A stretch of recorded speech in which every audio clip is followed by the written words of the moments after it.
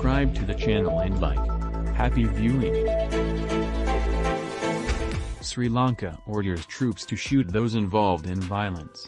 Sri Lanka's defense ministry has ordered security forces to shoot anyone causing injury to people or property to contain widespread arson and mob violence targeting government supporters. Colombo, Sri Lanka. Sri Lanka's defense ministry ordered security forces on Tuesday to shoot anyone causing injury to people or property to contain widespread arson and mob violence targeting government supporters.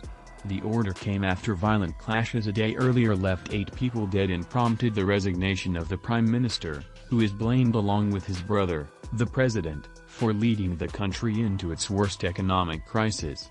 The clashes started after mobs supporting the government beat peaceful protesters who had camped out near the Prime Minister's residence and President's office demanding their resignations, as police watched and did little to stop them.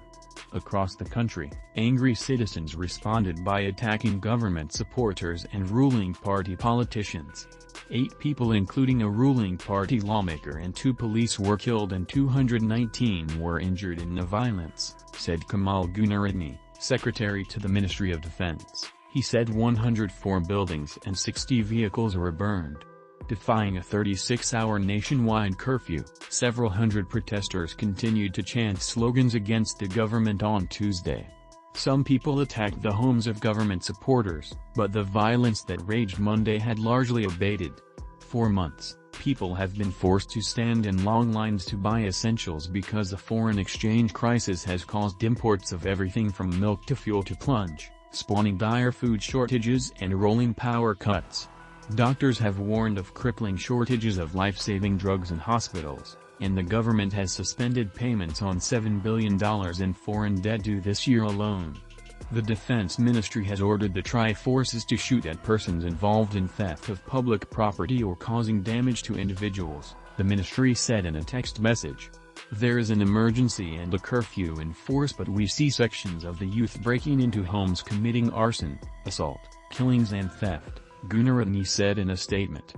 Despite the curfew, hundreds of protesters swarmed the entrance to President Gotabaya Rajapaksa's office in the capital, Colombo, for the 32nd day Tuesday to demand that he follow in his brother's footsteps and quit.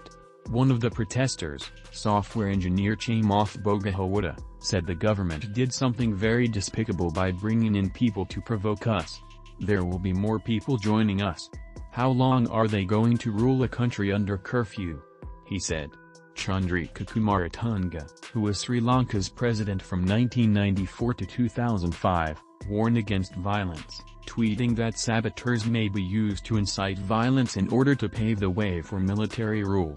President Rajapaksa is a former military officer who has loyalists within the forces. With Prime Minister Mahinda Rajapaksa's resignation, the cabinet was also dissolved, creating an administrative vacuum. Even though the president has the most power under the constitution, a prime minister and cabinet are needed to manage the government. The prime minister is also the next in line if the presidency falls vacant. Religious leaders and the Lawyers Bar Association of Sri Lanka were in talks with political leaders on the formation of a new cabinet. Pressure on President Rajapaksa to step down has increased following his brother's resignation, analysts say, and comes as the economy has dramatically fallen apart. The president initially said the crisis wasn't created by him, laying the blame on global factors such as the pandemic's impact on the tourism industry and higher global oil prices caused by the Russia-Ukraine conflict. But unable to escape the public anger, both he and his brother have since admitted to mistakes that exacerbated the crisis, and conceded they should have sought an International Monetary Fund bailout sooner. In March, after citizens had endured critical shortages of fuel, cooking gas and medicine for months, the president finally reached out to the IMF.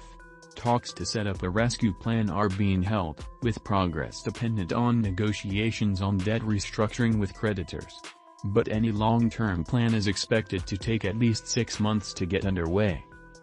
That's all, thanks for watching, and see you in the next video.